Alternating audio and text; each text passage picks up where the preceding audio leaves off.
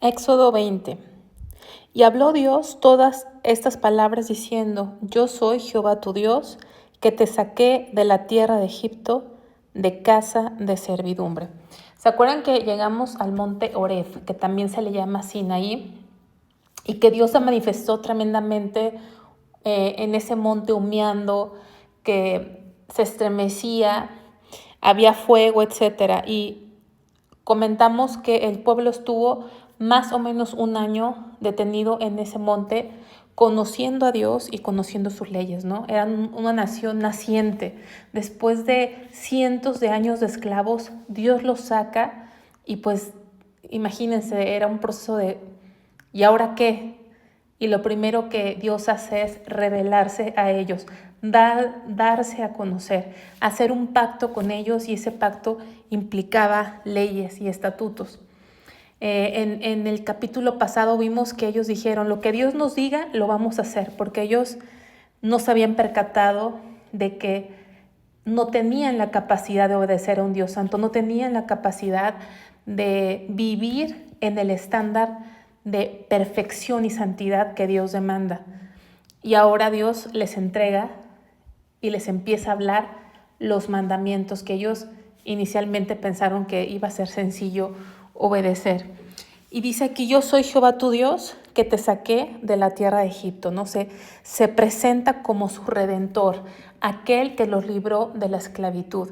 Entonces vemos que Dios es creador y redentor.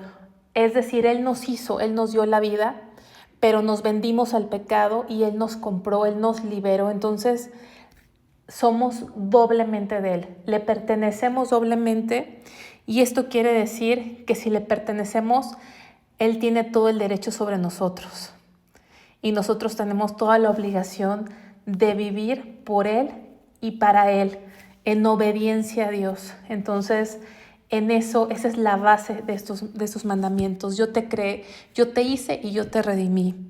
Y empieza este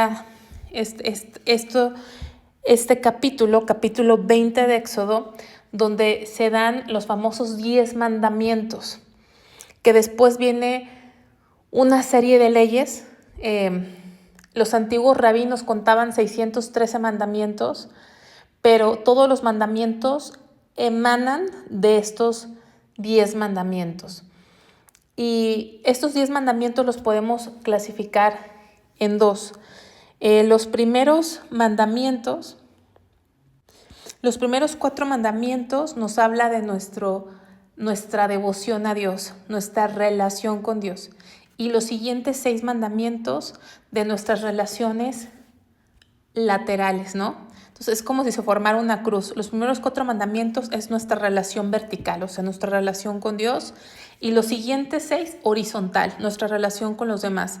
Sin embargo, si mi relación con Dios no está bien, si no estoy adorando a Dios y obedeciéndole, no voy a tener la fuerza para obedecer los otros 6 mandamientos. O sea, mis relaciones interpersonales realmente dependen de cómo esté mi relación con Dios. Y esto lo vemos en la palabra de Dios. Vamos a ver Mateo 22:36.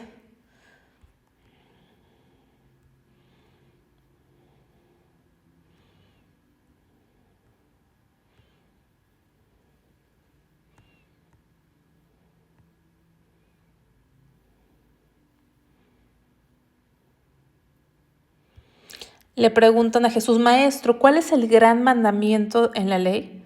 Jesús le dijo: amarás al Señor tu Dios con todo tu corazón y con toda tu alma y con toda tu mente. Este es el primero y grande mandamiento. O sea, este mandamiento resume los 4 primeros mandamientos de este decálogo y dice: y el segundo es semejante: amarás a tu prójimo como a ti mismo. De estos 2 mandamientos depende toda la ley y los profetas. O sea, Jesús sumarizó, resumió los 10 mandamientos en estos 2. Primero, amarás a Dios sobre todas las cosas, y segundo, amarás a tu prójimo como a ti mismo. Entonces, estos mandamientos se le conoce como el decálogo, ¿no? Y Dios aquí vemos que afirma su autoridad. También a estos mandamientos, vamos a Éxodo 34,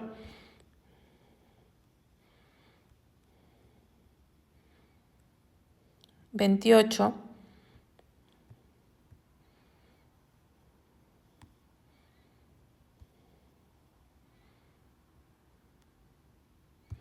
Y él estuvo allí con Jehová 40 días y 40 noches, no comió pan ni bebió agua, y escribió en tablas las palabras del pacto, los 10 mandamientos. O sea, los 10 mandamientos, algunos lo conocen como decálogo o como 10 mandamientos, código moral, pero aquí vemos que también se les llama las palabras del pacto. ¿Por qué? Porque aquí estaba haciendo Dios pacto con su pueblo. Estaba entrando a una relación de pacto con ellos. Y bueno, vamos a entrar ya directamente a estos 10 mandamientos. Éxodo 20.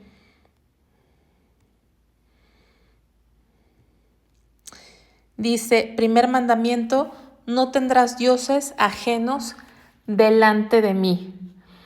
Qué importante es esto, delante de mí. ¿Por qué delante de mí? Porque estos dioses falsos, entre comillas, están en oposición al Dios verdadero. O sea, delante de mí lo afrentas, porque Dios es un Dios celoso. Ese es el primer mandamiento. No tendrás dioses ajenos delante de mí. El único objeto de tu adoración debe ser el Dios, el creador del universo. Vamos a 1 Corintios 10, del 10 al 20.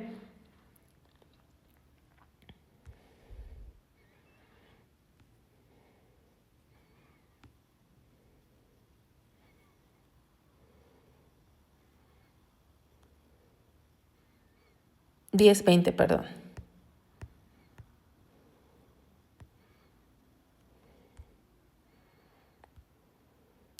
Antes digo que lo que los gentiles sacrifican a los demonios lo sacrifican y no a Dios. Y no quiero que vosotros os hagáis partícipes con los demonios. No podéis beber de la copa del Señor y de la copa de los demonios. No podéis participar de la mesa del Señor y de la mesa de los demonios. Pero fíjense cómo empieza el 19. ¿Qué digo pues? ¿Que el ídolo es algo? ¿O que sea algo lo que sacrifica a los ídolos? Habla de los ídolos. Y luego aclara el 20. Antes digo que lo que los gentiles sacrifican a los demonios sacrifican. O sea, de alguna forma nos está diciendo que detrás de un ídolo hay una potestad demoníaca. Y tiene todo sentido.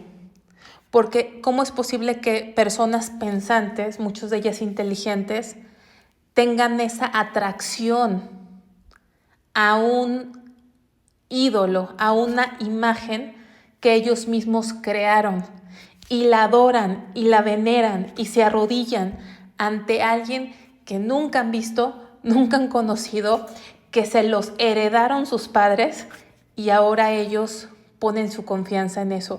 ¿Qué quiere decir? Que hay un poder maligno, sobrenatural, que los atrae, que los ciega a esa adoración. Entonces, aquí estamos viendo que los ídolos están en oposición al Dios verdadero y que muchas de las veces, si no es que todas, detrás de esos ídolos hay una potestad demoníaca.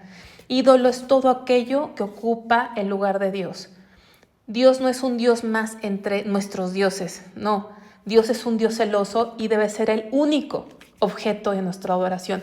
A Él y solamente a Él servimos. A Él y solamente a Él adoramos. Solamente a Él le cantamos. Solamente a Él nos arrodillamos. Solamente a Él vamos, porque Él es un Dios celoso. Entonces, vamos a regresar rápidamente a Éxodo 20. Y qué interesante que es el primerito, el primer mandamiento. Está diciendo Dios, solamente yo y solo yo debo ser el culto, el objeto de vuestra adoración. No tendrás dioses ajenos delante de mí. ¿Sí? No hay otro, no tendrás otros dioses. Vamos a otro a otro versículo. Primera de Corintios. Estamos en el primero todavía, pero quería volverlo a leer. Ay, espérenme. Primera de Corintios 10, 20. Antes digo que lo que los gentiles, perdónenme, esta ya la habíamos visto, es 8, capítulo 8, 8:4, 1 Corintios 8:4. Ese está bien interesante, fíjense. Dice, acerca pues de las viandas que se sacrifican a los ídolos, sabemos que un ídolo nada es en el mundo. Ojo, nada es en el mundo, o sea, no existe. Nos está diciendo, no hay otros dioses. Solamente hay un Dios. Sin embargo, las culturas, las naciones, las tradiciones se han inventado dioses, se han inventado ídolos, pero realmente nada son. ¿Sí? Nada son. Y dice, y que no hay más que un Dios. Vamos a leer en la Biblia de muchos dioses, entre comillas, porque eran invento del hombre influenciado por Satanás, que siempre quiere desvirtuar la grandeza de Dios y es enemigo de Dios. Pero solamente hay un Dios verdadero, aquí lo dice. Pues aunque haya algunos que se llamen dioses, sea en el cielo o en la tierra, como hay muchos dioses y muchos señores. Para nosotros, sin embargo, solo hay un Dios, el Padre con mayúscula, del cual proceden todas las cosas, y nosotros somos para Él, y un Señor Jesucristo, por medio del cual son todas las cosas y nosotros por medio de Él. O sea, solamente hay un Dios verdadero, el que creó los cielos y la tierra, el que nos da la vida, al que le hemos de dar cuentas. Todos los demás que se pueden llamar ídolos, dioses, señores, que muchos adoran, a sutanito, a fulanito, al santo no sé qué, al señor de quién sabe cuánto. Nada de eso es, porque hay un solo Dios verdadero y Él es el único objeto de nuestra adoración y es el primer mandamiento. Entonces, si quieres entrar en pacto conmigo, dice el Señor, te invito a este pacto, estos son los mandamientos. Entonces, dice, vamos a Jeremías, ya que estamos aquí, en otros libros, antes de llegar a otra vez a Éxodo, Jeremías 31.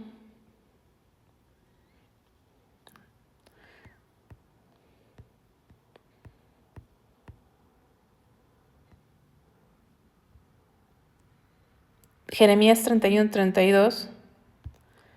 No como el pacto que hice con sus padres el día que tomé su mano para sacarlos de la tierra de Egipto, porque ellos invalidaron mi pacto, aunque fui yo un marido para ellos, dice Jehová. Fíjense, está hablando Dios, esto es cientos de años después, está recordándoles a los descendientes de estos hebreos que eran esclavos, a sus descendientes, a sus bisnietos, les está diciendo que él hizo pacto con sus padres, pero sus padres fallaron. ¿Se acuerdan que el capítulo anterior dijeron, sí, vamos a obedecer a Dios?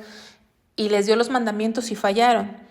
Aquí dice, los saqué de Egipto, dice, pero ellos invalidaron mi pacto, aunque fui yo un marido para ellos. Ese pacto, esa relación de pacto es una relación de matrimonio. Se escucha a lo mejor extraño, pero tiene los elementos de una relación de matrimonio. Y un elemento importante en una relación de matrimonio es que es exclusiva. Un matrimonio donde uno de los dos tiene otra prioridad Obviamente, si es un matrimonio cristiano, su número uno va a ser Dios, pero después de Dios debe ser el cónyuge. Si uno de ellos tiene otra prioridad, tiene una relación más cercana con un amigo o una amiga, ¿verdad? Si hay infidelidad, peor. Y aún el mismo trabajo o algún deporte o algún hobby puede tener la prioridad en ese matrimonio y ya no es el cónyuge. Entonces, un elemento básico de un matrimonio es la exclusividad. Dios es un Dios celoso y estamos entendiendo que la relación a la que Dios llamó a su pueblo fue de matrimonio. Por eso dice, aunque fui yo un marido para ellos. Habíamos visto a Dios que en esa metáfora del águila que cuida a sus crías, que las saca, que las salva, que las enseña, que las va capacitando, ¿no? Como ese padre protector que dice, deja ir a mi primogénito para que me sirva. Hemos visto a Dios en esa faceta de padre, deja ir a mi primogénito. Te metes con mi hijo, yo voy a acabar con tus hijos. Pero ahora estamos viendo que estamos en esa relación de pacto, y esa relación de pacto es similar al matrimonio, donde hay una exclusividad y una unión total con Dios, una unión total, porque desde Génesis capítulo 2, cuando Dios estableció el matrimonio, dice que el hombre y la mujer serían uno. A esa unión nos ha llamado a ser uno con Él, a estar unidos a Dios a través de Jesucristo. Entonces es para nuestra mente una locura. Me explota la mente al pensarlo. Me late mi corazón, me explota la mente al escuchar algo tan fuera de todo. Pero a la vez es demasiado maravilloso que el Dios creador del universo nos haya hecho, y nosotros que somos insignificantes, al compararnos a la dimensión del universo, nos haya elegido para tener una relación de matrimonio, una relación de tal intimidad con Él. Y es lo que estamos viendo aquí en estos mandamientos, ¿no? Y dice, vamos a rezar a Éxodo 20. Primer mandamiento, ya lo vimos demasiado, ¿verdad? ¿Quedó claro? Espero que sí. No tendrás dioses ajenos delante de mí, ¿no? Cualquier cosa que tenga la prioridad en tu vida que no sea Él es un ídolo, es un Dios. No tiene que ser una imagen. Cualquier cosa, cualquier persona. Segundo, no te harás imagen ni ninguna semejanza de lo que esté arriba en el cielo, ni abajo en la tierra, ni en las aguas debajo de la tierra.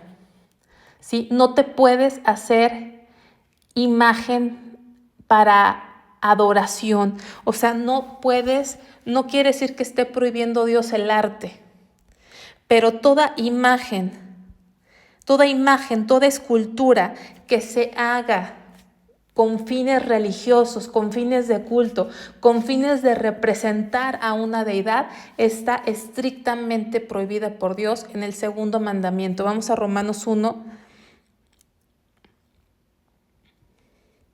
Se me estaba pasando ahorita a comentarles unos versículos para entender más el grado de castigo que Dios impone para cuando se rompen esos mandamientos. Romanos 1, 15.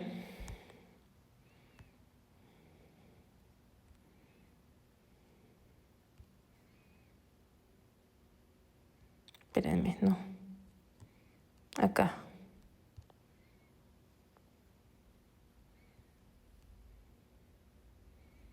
Fíjense, desde el 20, porque las cosas invisibles de Él, su eterno poder y deidad, se hacen claramente visibles desde la creación del mundo, siendo entendidas por medio de las cosas hechas, de modo que no tienen excusa. Las cosas invisibles de Él, ese Él debería ir con mayúscula porque es de Dios. O sea, Dios es un Dios invisible, pero su poder, su deidad, nos la dio a conocer a través de su creación, de la maravillosa y excelente y perfecta obra de la creación. Pero luego dice aquí que algunas personas, profesando ser sabios, se hicieron necios y cambiaron la gloria de un Dios incorruptible en semejanza de imagen de hombre corruptible, de aves, de cuadrúpedos y de reptiles. Entonces hay personas que se creen muy sabias, pero realmente son necias, y entonces decidieron representar a Dios, al Dios verdadero, al Dios invisible, lo están representando en una mentira. ¿Por qué? Porque lo han hecho a semejanza de hombre. ¿Cuántas personas tienen ídolos en forma de hombre, no? Y los adoran y los tienen en su casa como la deidad o representación de la deidad. ¿Y cuántos de nuestros antepasados adoraban a Tlaloc y a Quetzalcóatl y en todo el mundo? A la vaca, al buey apis, etc. Entonces, un Dios que es invisible, perfecto y incorruptible, lo han representado y están rompiendo el segundo mandamiento. Vamos a regresar a Éxodo, capítulo 20.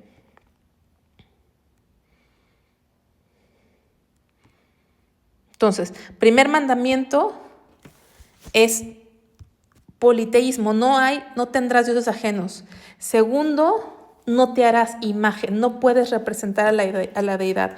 Ahora vamos a ver, el primer mandamiento, ¿qué castigo tiene? Vamos a Éxodo 22:20, el primer mandamiento.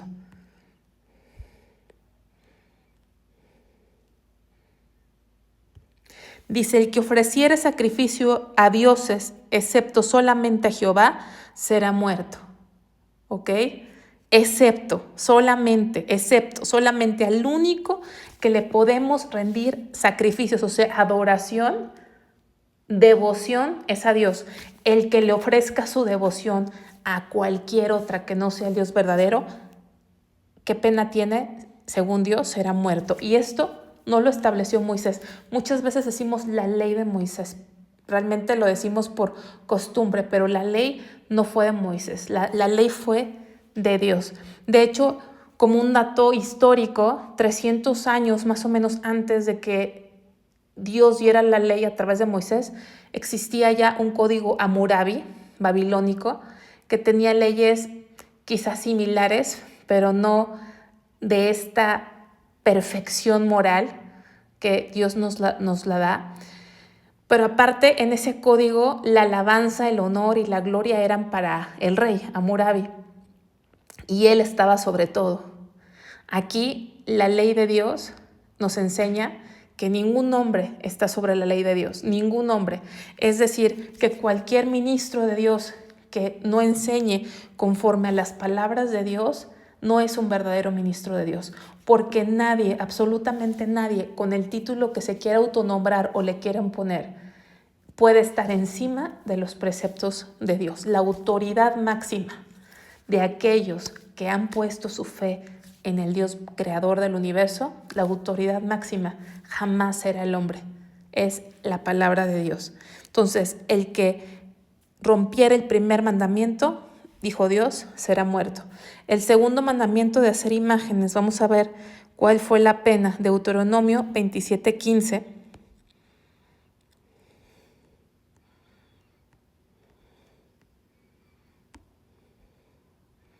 Maldito el hombre que hiciera escultura o imagen de fundición, dice, abominación a Jehová, obra de mano de artífice, y la pusiere en oculto, y todo el pueblo responderá y dirá amén. O sea, maldito el que hiciera escultura o imagen de fundición, maldito será. Vamos a continuar. Estamos en el segundo mandamiento. Éxodo 20. Dice, no te inclinarás a ellas, o sea, esas esculturas, ni las honrarás, porque yo soy Jehová tu Dios fuerte, celoso. ¿Por qué? Porque te llamé a una relación de pacto, de matrimonio. Dice que visito la maldad de los padres sobre los hijos hasta la tercera y cuarta generación de los que me aborrecen. No quiere decir que el hijo va a recibir el castigo por el pecado de los padres. Lo que nos está enseñando es que cuando en una generación se arraiga el pecado, los efectos del pecado, de la desobediencia, afectan, dañan la siguiente generación. Entonces dice, hasta la tercera y cuarta generación de los que me aborrecen, se impregna tanto el estilo de vida que no es conforme a Dios, que es muy difícil de desarraigar, es muy difícil de eliminar. ¿Cuántas personas les enseñas la Biblia y no quieren obedecer a Dios porque dicen, es que no es lo que me enseñó mi padre, es que esto me lo regaló mi abuelo, es que esto lo aprendí en mi casa, y siguen viviendo sin Dios y siguen sufriendo las consecuencias de que no tienen la bendición de Dios, aunque ellos pueden pensar que la tienen, siguen viviendo las consecuencias y tienen hijos, y los hijos reciben los efectos de ese estilo de vida sin Dios. Entonces, por eso dice la tercera y la cuarta generación. Vamos a ver Primera de Pedro 1:18.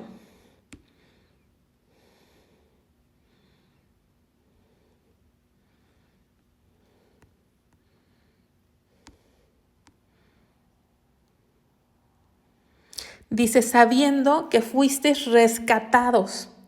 ¿Sí? Esa redención, esa liberación del pueblo de Egipto espiritualmente representa nuestra liberación, representa nuestro rescate. Y dice que fuimos rescatados de vuestra vana manera de vivir, la cual recibisteis de vuestros padres, no con cosas corruptibles como oro y plata, sino con la sangre preciosa de Cristo, como de un cordero sin mancha y sin contaminación. O sea, fuimos rescatados y no se pagó por nosotros con monedas, no se pagó nuestro rescate con dinero, se pagó con la sangre de Cristo. Él mismo vino a morir por nosotros. Por eso cuando los israelitas fueron liberados de Egipto, la fiesta que se hizo fue la Pascua, donde tuvieron que matar un cordero por familia, tipificando a Cristo. Entonces, el rescate, el costo de nuestra salida de Egipto fue la sangre de Cristo. Pero aquí el punto que quiero hacer, y creo que ya me fui por otro lado del versículo, es que habla de nuestra vana manera de vivir, la cual recibimos de nuestros padres. De eso nos rescató Dios. La mayoría de los que creemos en Dios, la mayoría, quizá no todos, pero la mayoría, Dios nos rescató de la tradición, llámese como se llame, porque la Biblia y Dios tiene pueblo en todo el mundo, y en todo el mundo hay diferentes tradiciones y creencias, pero la mayoría no son de acuerdo a la palabra, y se nos inculcaron y se nos arraigaron y nos tenían cegados, y cuando viene Dios nos rescata de esas tradiciones y nos revela su realidad. Entonces vamos a ver aquí en Éxodo que dice que hasta la tercera y cuarta generación se afectan. ¿Por qué? Porque están arraigadas esas ideas, ese estilo de vida. Y entonces, ¿qué hay? Pues dice aquí que visita a Dios la maldad, o sea, hay consecuencias por los efectos de la desobediencia. Dice, y hago misericordia a millares a los que me aman y guardan mis mandamientos. O sea, Dios bendice a millares. Generaciones y generaciones son benditas cuando vivimos de acuerdo a sus mandamientos, porque enseñamos a la siguiente generación quién es el Dios verdadero. Luego, el siguiente mandamiento. No, ese es el tercer mandamiento. No tomarás el nombre de Jehová tu Dios en vano, porque no dará por inocente Jehová al que tomare su nombre en vano. No tomarás el nombre de Dios en vano.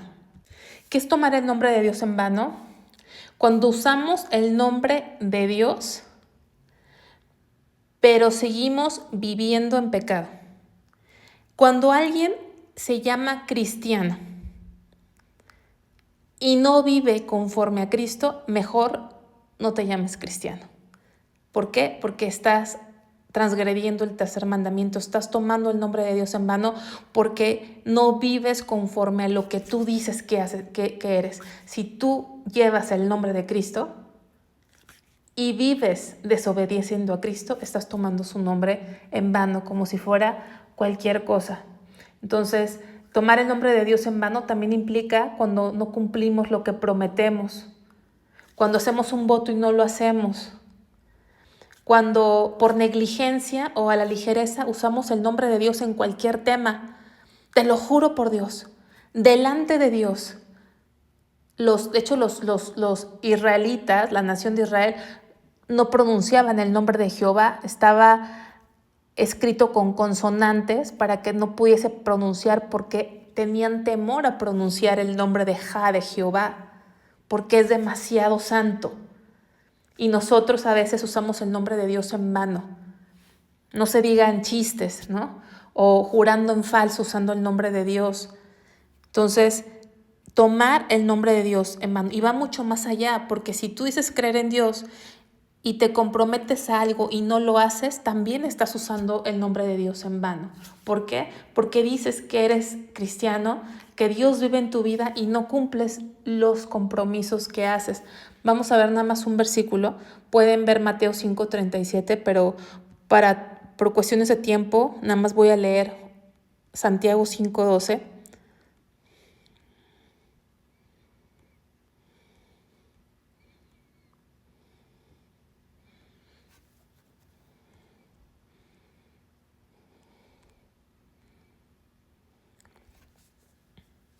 Pero sobre todo, hermanos míos, no juréis, ni por el cielo, ni por la tierra, ni por ningún otro juramento, sino que vuestro sí sea sí y vuestro no sea no, para que no caigas en condenación. Oye, ¿que vas a ir ahí a la reunión? Sí, sí voy a ir. Y no vas. ¿Que hay que traer esto? Sí, sí lo llevo. Y no lo haces. ¿Cuánta gente dice que sí a todo a la ligera? Eso es también jurar en vano. Vamos a ver qué dice Dios de el castigo por jurar en vano. Vamos a ver Levítico 24.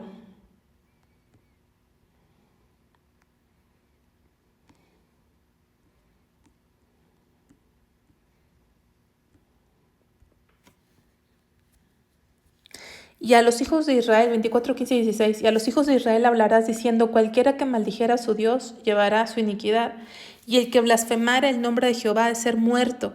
Toda la congregación lo apedreará, así el extranjero como el natural, si blasfemare el nombre con mayúscula, que muera. Una forma de usar y jurar el nombre de Dios es una blasfemia a Dios. Por eso dice, si alguno blasfemare el nombre, usar el nombre de Dios en vano, será muerto. En estos tres mandamientos, si Dios viniera a ejecutar su juicio, ¿cuántos humanos quedarían en la tierra? Nada más con estos tres mandamientos. Es más, con el primero, de no tener otros dioses. ¿Cuántos seres humanos? Yo te aseguro que ninguno en este momento quedaría vivo. Ninguno. Porque todos hemos transgredido su ley. Vamos al cuarto mandamiento. Éxodo 20, estamos en Éxodo 20. Versículo 8. Acuérdate del día de reposo para santificarlo. O sea, santo quiere decir apartado. 6 días trabajarás y harás tu obra, mas el séptimo día es de reposo para Jehová tu Dios. No de reposo para estar de holgazán, no de reposo para andar haciendo cosas malas o tomar placer en cosas del mundo. Muy puntualmente dice, día de reposo para Jehová tu Dios. No hagas en él obra alguna, tú, ni tu hijo, ni tu hija, ni tu siervo, ni tu criada, ni tu bestia, ni tu extranjero, que está dentro de tus puertas, porque en 6 días hizo Jehová los cielos y la tierra, el mar y todas las cosas que en ellos hay, y reposó en el 7º día. Por tanto, Jehová bendijo el día de reposo y lo santificó. Ya hemos hablado varias veces de esto. En la historia ha habido intentos de cambiar el patrón de 7 días de la semana y nunca se ha podido, porque así está establecido en el orden de este mundo y en el orden humano de nuestra mente. Dios lo arraigó desde el día de la creación. ¿Por qué tenemos semanas de 7 días? La respuesta está en la Biblia, porque Dios hizo el mundo en 6 días y reposó el 7º. Punto. A ese grado hay evidencia de que Dios creó el mundo. Y no reposó porque Él necesitaba reposo, pero Él nos enseñó que es importante descansar. Y a veces porque no descansamos, nos enfermamos. El cuerpo necesita descanso. Claro que hay gente floja que quiere al revés, quiere trabajar un día y descansar 6. No, es trabajar 6 días, porque Dios es un Dios productivo. Dice que el Padre trabaja y yo trabajo, dijo Jesucristo. Pero necesitamos descansar uno, pero descansar en Él. En Él. Es un día apartado para Él. Dios creó al hombre en el día 6º y en el 7º reposó. Lo santificó, le enseñó al hombre y a la mujer que habían sido creados para Dios. Entonces es un día que especialmente lo dedicamos a honrar a Dios. Lamentablemente hay mucha gente que dice, no, es que es el único día que lavo, que plancho, es el único día que puedo descansar, es el único día que puedo estar en familia, es el único día que X, Y, Z. Y luego nos preguntamos por qué nuestra vida está de cabeza. Queremos ir con un terapeuta que nos ayude, en lugar de ir a Dios y ver y establecer las prioridades que Dios nos enseña aquí. Primero Dios, que Él sea nuestro Dios, ¿sí? Y trabajar 6 días y descansar uno, pero descansar en Él. Ahora, este es el único mandamiento que no se nos pide en el Nuevo Testamento. Vamos a Colosenses. Los 9 mandamientos se nos exigen en el Nuevo Testamento también, no están abolidos, se nos exigen, pero ahora en el Nuevo Testamento no, nos damos cuenta que no lo hacemos con nuestras fuerzas porque no podemos, sino lo hacemos por el poder de Cristo, de su sacrificio y resurrección. Él, al morir, nos dio el poder para vivir la vida que Dios quiere. Y estamos en ese proceso. No somos perfectos, pero Dios nos ha dado el poder de vivir como Él quiere. Ya no somos nosotros en nuestra carne, sino es Cristo en nosotros. Por eso Dios no trajo religión, sino una relación con Él, una nueva vida con Él. Es demasiado profundo. Vamos poco a poco. Colosenses 2, 16 al 17.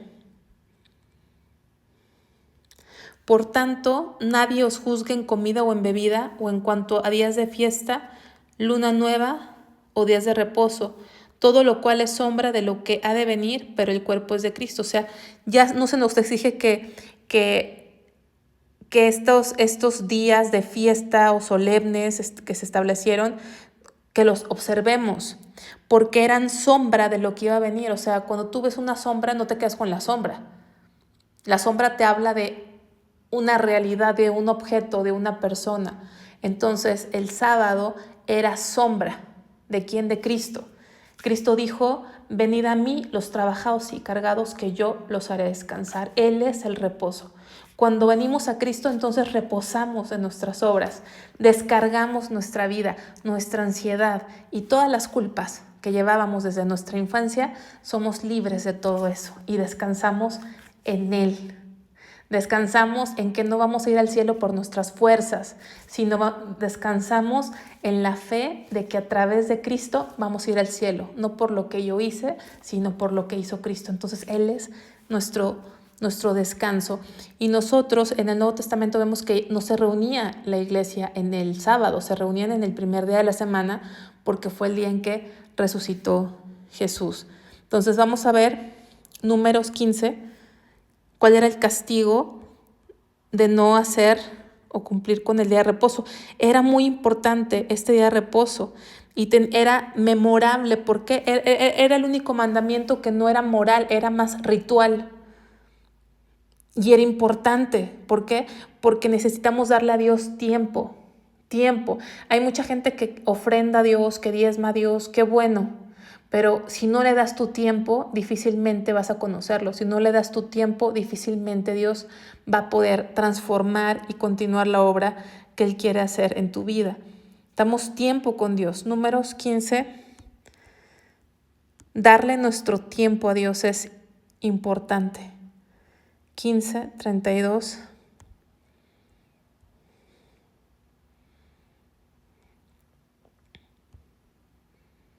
Estando los hijos de Israel en el desierto, hallaron a un hombre que recogía leña en el día de reposo. Y los que le hallaron recogiendo leña lo trajeron a Moisés y a Aarón y a toda la congregación. Y lo pusieron en la cárcel porque no estaba declarado qué se le había de hacer. Y Jehová dijo a Moisés: irremisiblemente muera aquel hombre, apedréelo toda la congregación fuera del campamento. Imagínense, ¿cuántas personas nos decimos creyentes y el domingo no vamos porque tenemos un partido de algún deporte que practicamos, o nuestros hijos, o no vamos porque andamos atrasados en la declaración anual con Hacienda y entonces tenemos miedo y no tenemos otro tiempo y tenemos que hacerlo? No vamos porque tenemos un examen, tenemos que estudiar. No vamos porque vamos a tener visitas y necesitamos preparar la comida. No vamos porque viene la mamá, la suegra y casi no nos visitan y entonces ellos tienen la prioridad. Si Dios aplicara esta ley, ¿cuántos estaríamos muertos? No es que ya no estamos en la ley, estamos en la gracia y a veces le hacemos una desgracia. Qué bueno que Dios es misericordioso y que buscamos a Dios en todo tiempo, pero Dios demanda el primer lugar. Él merece ser honrado. Él merece ser honrado. La gente de antes también tenía muchas cosas que hacer, pero Dios decía: el que no esté en mi día de reposo, dijo aquí Dios, que muera. Entonces, no es que yo suene religiosa, sino tenemos que conocer a Dios, porque mucha gente piensa que este Dios era diferente y Dios no cambia. Dios no cambia. Él busca lo mejor. Él no quiere las obras, nuestras obras. No quiere nuestro último lugar. Él nos dio todo y Él demanda lo mismo todo. Entonces, ¿cuál es nuestra devoción hacia Dios? Es un Dios que quiere toda nuestra devoción. Vamos al quinto mandamiento, Éxodo 20. Entonces los primeros 4 son referentes a nuestra devoción con Dios. Ahorita vamos a entrar a los otros 6 que son de nuestras relaciones interpersonales. Dice: honra a tu padre y a tu madre para que tus días se alarguen en la tierra que Jehová tu Dios te da.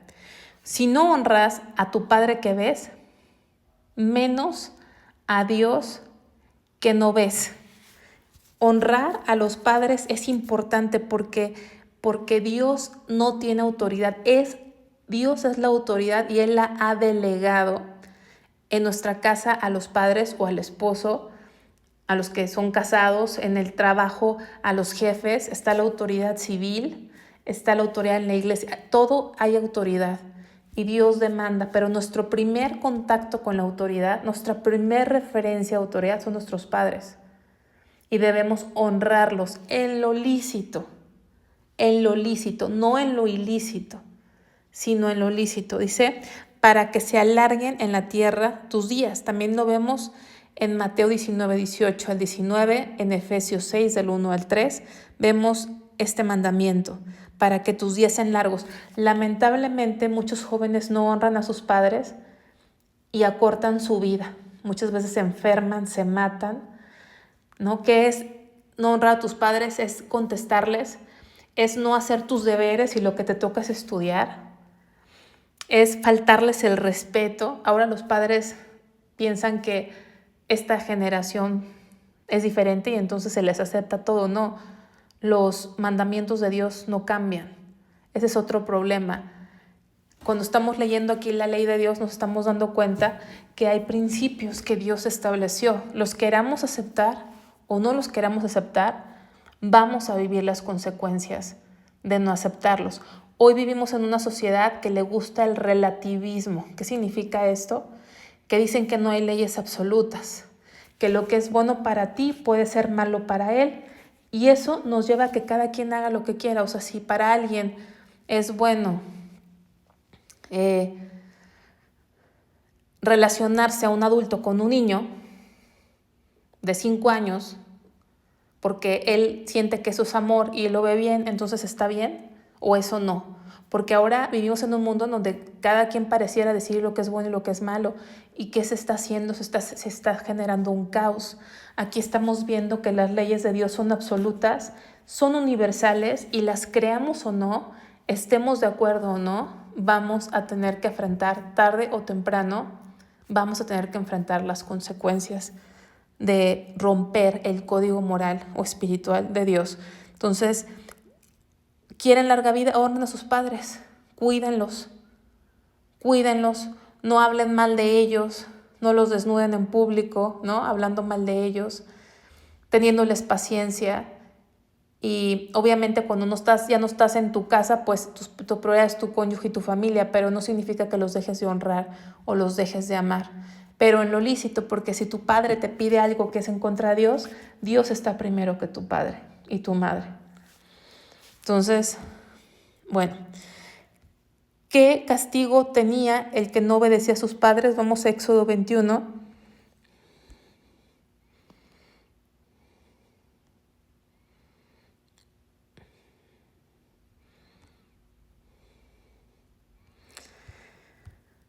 El que hiriere a su padre o a su madre, morirá.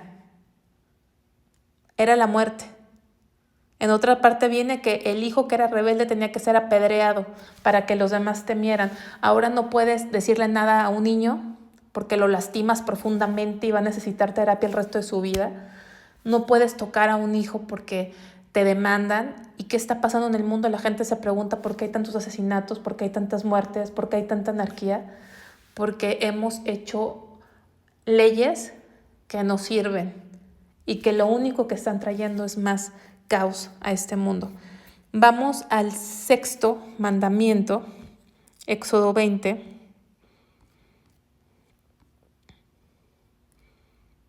No, perdón, Éxodo 13. No matarás, ¿no? Ahí está muy claro, no matarás. Primera de Juan 3:15 dice que el que aborrece a su hermano es homicida. Si lo quieren buscar, Primera de Juan 3:15, el que aborrece a su hermano, o sea, no nada más es matar con una pistola, es matar el aborrecer a alguien, el odiar a alguien. Y también muchas veces matamos con nuestra lengua. Hay un versículo que dice que en nuestra lengua está el poder de la vida y de la muerte. Muchas veces no nos damos cuenta que nuestras palabras tienen poder y matamos a la gente cuando la insultamos, cuando la denigramos, cuando la criticamos, la matamos. Entonces, no matarás. Vamos a ver que Dios valora la vida, ¿no? Y la vida está desde el momento de la concepción. Por eso la gente ahora mata por cualquier cosa y nos decimos, oye, ya te matan por 1,000 pesos. ¿Por qué la gente está matando así? Bueno, es que lo que hemos enseñado en una sociedad donde cada año literalmente millones de niños son muertos, son abortados. Entonces, como está creciendo esta generación es ningún valor por la vida y le restan importancia a la vida. La vida es importante porque la vida la dio Dios, Él es el que la da y el único que puede quitarla. Vamos a ver qué dice Éxodo 21:12.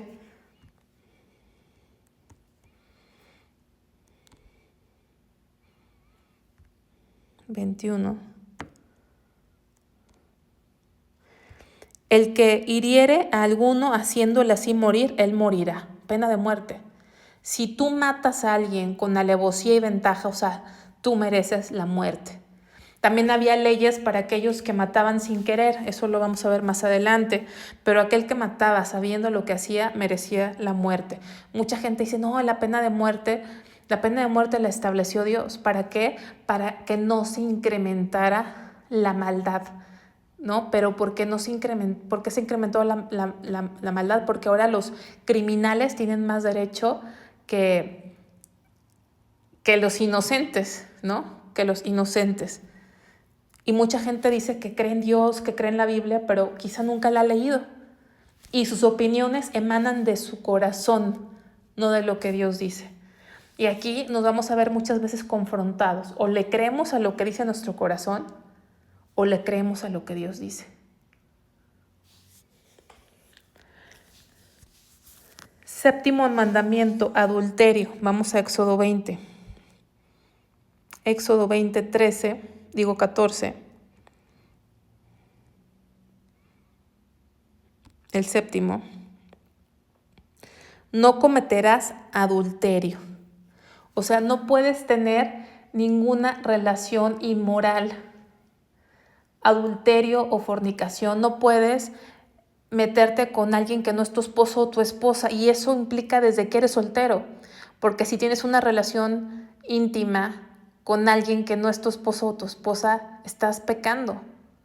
Porque él va a ser el esposo de otra persona, ¿sí? Y se va contaminando la tierra, o sea, el mundo, por estos pecados inmorales que se escuchan tan de moda y la gente le quiere quitar la importancia a una relación íntima, que es una relación de pacto. Por eso cuando una mujer está con un hombre por primera vez, en muchos casos hay sangre. ¿Por qué?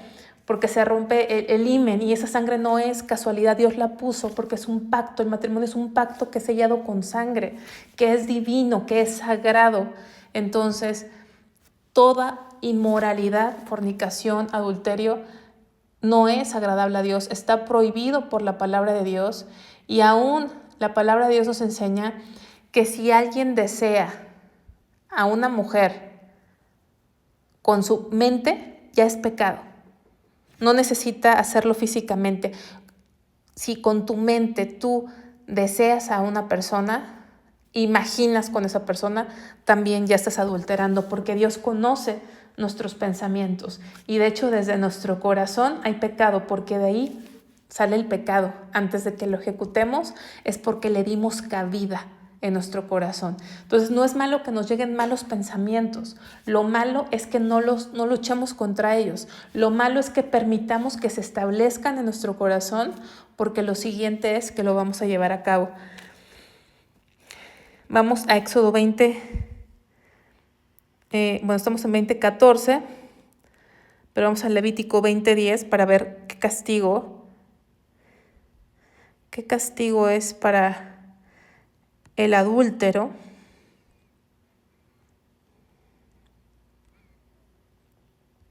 Si un hombre cometiera adulterio con la mujer de su prójimo, el adúltero y la adúltera indefectiblemente serán muertos. Les repito, ¿cuántos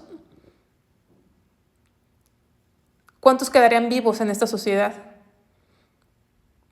Ninguno.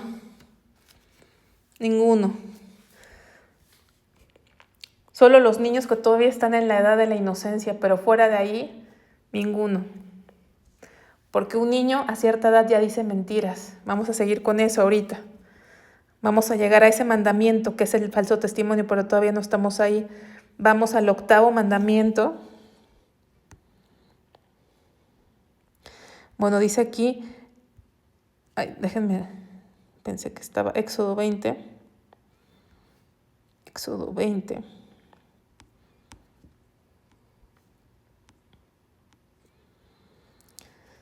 No hurtarás, robo, es el 8º mandamiento. No hurtar quiere decir no vas a tomar algo que es tuyo, ni siquiera te robes a ti mismo. Muchas veces nos robamos a nosotros mismos. ¿Cómo? Pues nos robamos nuestro propio tiempo, lo usamos de forma inadecuada, administramos nuestro dinero de forma inadecuada, ¿no? Pero robar es la adquisición deshonesta de bienes, la adquisición deshonesta. Mucha gente tiene sus bienes de forma deshonesta, hace fraudes, se roba cosas del trabajo, no regresa lo que le prestaron, hace trampa en sus declaraciones fiscales, da una docena de tortillas, da 11 tortillas, da kilos de 900 gramos. Entonces, todas esas balanzas falsas, Dios las ve. Cualquier forma de tener algo que no es 100% honesta y transparente es robo, es ir en contra de la propiedad privada, es afectar el patrimonio de otra persona. Y aquí dice Dios, así de sencillo, no hurtarás. Vamos a ver cuál es el castigo, Éxodo 21:16.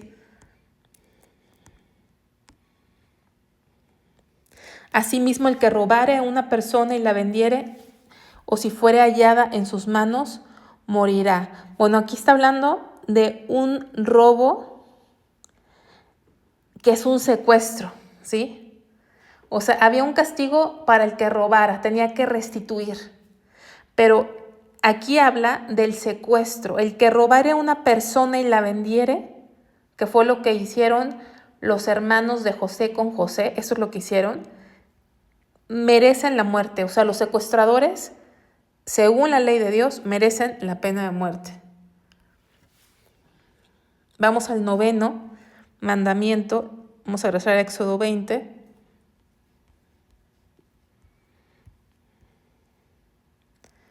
Dice, no hablarás contra tu prójimo falso testimonio. Vamos a ver un versículo como referencia en Proverbios 12:22.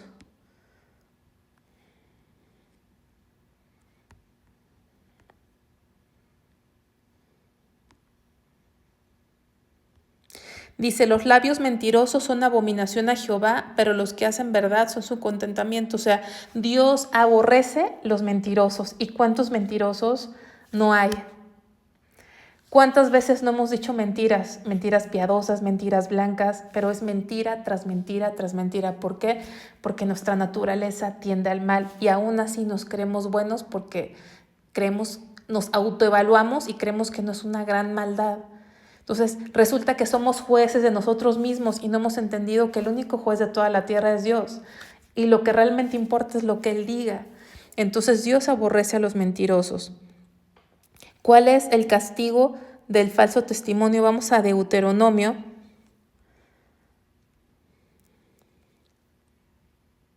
(18)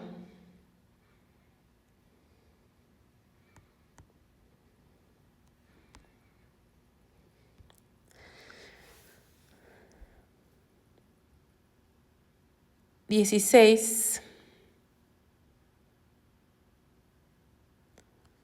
Vamos a ver.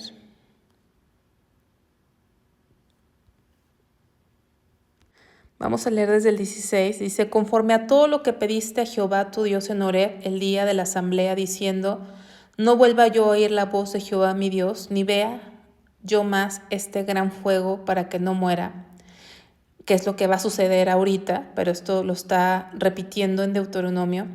Dice, y Jehová me dijo, han hablado bien en lo que han dicho. Profeta les levantaré de en medio de sus hermanos como tú, y pondré mis palabras en su boca, y él les hablará todo lo que yo mandare. Mas cualquiera que no oyere mis palabras, que él hablare en mi nombre, yo le pediré cuenta. Dice, el profeta que tuviere, ese es el punto, el profeta que tuviera la presunción de hablar palabra en mi nombre, a quien yo no le haya mandado hablar, o que hablare en nombre de dioses ajenos, el tal profeta morirá. ¿Sí? Los mentirosos que dicen hablar en el nombre de Dios morirán.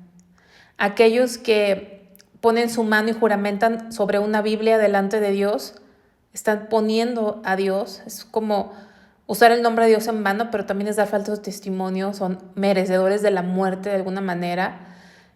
Y aquí lo estamos viendo. ¿Qué es falso testimonio? Es mentir en un juicio acerca de alguien. También es decir mentiras, es exagerar, es el chisme, estar divulgando cosas que no te constan o cosas que medio entendiste, pero tú le agregas de tu cosecha. Todo eso nos reímos, pero es aborrecible delante de Dios. Chismes, mentiras, falsos testimonios, exageraciones. Entonces, repito, ¿cuánto sobreviviríamos si Dios ejecutara la sentencia de los mandamientos que hemos roto? Último, el 10. No codiciarás la casa de tu prójimo, no codiciarás la mujer de tu prójimo, ni su siervo, ni su criada, ni su buey, ni su asno, ni cosa alguna de tu prójimo. Aquí estamos viendo que también el pensamiento del corazón es un pecado. Muchas veces nos cuidamos de los pecados y nos cubrimos para que nadie nos vea, pero aquí Dios está revelando el origen, ¿no? De alguna forma, de aquí emanan, de este último, salen todos los demás pecados que hemos visto, del corazón. No codiciarás la casa de tu prójimo. ¿Cuánta gente mata porque codició el dinero de esa persona y lo mata porque codició a la persona misma, ¿no? Y cuántos hombres matan a alguien porque quieren a la persona para ellos solos y esa persona no los quiere, no es recíproco y la asesinan por dinero. O sea, los pecados que hemos visto que se ejecutan, estamos viendo la raíz, sale del corazón, del deseo del corazón. Mateo 15:19 dice, Mateo 15:19, si lo quieres buscar, dice que del corazón salen todos los malos pensamientos. De alguna forma, todos los pecados salen de nuestro corazón. Entonces tenemos que llevar todo pensamiento cautivo a la obediencia a Cristo. O sea, tenemos que luchar contra todo pensamiento que va en contra de Dios. Entonces vamos a seguir. Otro versículo que quiero comentar ahí, Hebreos 13:15, dice que sean nuestras costumbres sin avaricia, hablando de no codiciar, que aquí nos invitan no nada más a no codiciar, sino a estar contentos con lo que tenemos, tener contentamiento. Y tener contentamiento no es conformismo, sino contentamiento. ¿Por qué? Porque pongo a Dios en primer lugar, soy excelente en lo que hago, pero estoy contento con lo que Dios me ha dado. Hebreos 12:18. No, espérenme, no era el versículo. 13, perdón, Hebreos 13:5. Sean vuestras costumbres sin avaricia, contentos con lo que tenéis ahora, porque Él dijo, no te desampararé ni te dejaré. O sea, si Dios nos ha dicho que Él nos va a estar con nosotros, que no nos va a desamparar, tenemos que tener contentamiento, un corazón agradecido por lo que tenemos en lugar de estar deseando lo que no tenemos, ¿no? Entonces, ahí no viene un castigo, pero ¿qué pasa? Cuando tú tienes codicia, terminas pecando y cometiendo alguno de los pecados que hemos visto. Vamos a rezar a Éxodo ahora sí, para cerrar con la segunda parte de este capítulo.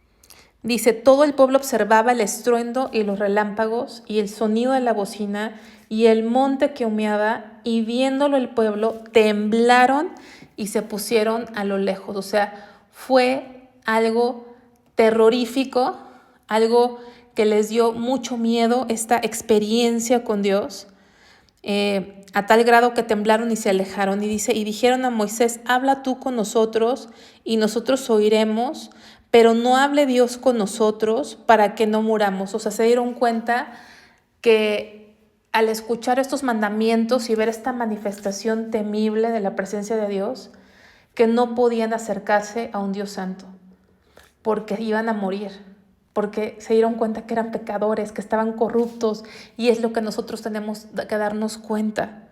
Se dieron cuenta que necesitaban un mediador, porque no podían acercarse a un Dios santo. Tú y yo no nos podemos acercar a un Dios santo. Hemos roto la mayoría de los mandamientos, y no es que todos los hemos quebrantado. Y no una vez, sino muchas veces. Y no podemos acercarnos a un Dios santo. Solamente lo podemos hacer por Cristo, porque Él es el único mediador. Moisés respondió al pueblo: no temáis, porque para probaros vino Dios y para que su temor esté delante de vosotros, para que no pequéis. O sea, estamos viendo que hay un temor que es bueno, un temor de Dios, porque ese temor evita que pequemos, nos ayuda a no pecar. Sin embargo, debe llegar un momento en que no pequemos, pero porque le amamos, más que porque le tememos, porque le amamos y no queremos ofenderlo. Dice, entonces el pueblo estuvo a lo lejos y Moisés se acercó a la oscuridad en la cual estaba Dios. O sea, estaba esa oscuridad en la que estaba Dios, pero pasando esa nube estaba el resplandor de la gloria de Dios. Y Jehová dijo a Moisés: así dirás a los hijos de Israel: vosotros habéis visto que he hablado desde el cielo con vosotros, o sea, no desde el monte, desde el cielo, desde el tercer cielo donde está Dios, porque eso nos lo enseña el Nuevo Testamento, desde el cielo donde está su trono. Desde ahí habló Dios a su pueblo con gran voz fuerte, voz estruendosa. Dice, no hagáis conmigo, y repite el primer mandamiento: no hagáis conmigo dioses de plata ni dioses de oro os haréis. O sea, no hagáis conmigo, no fabriques dioses por esta experiencia, ni de oro ni de plata. Y dice, altar de tierra harás para mí, y sacrificarás sobre él tus holocaustos y tus ofrendas de paz, tus ovejas y tus vacas, en todo lugar donde yo hiciere que esté la memoria de mi nombre, vendré a ti y te bendeciré.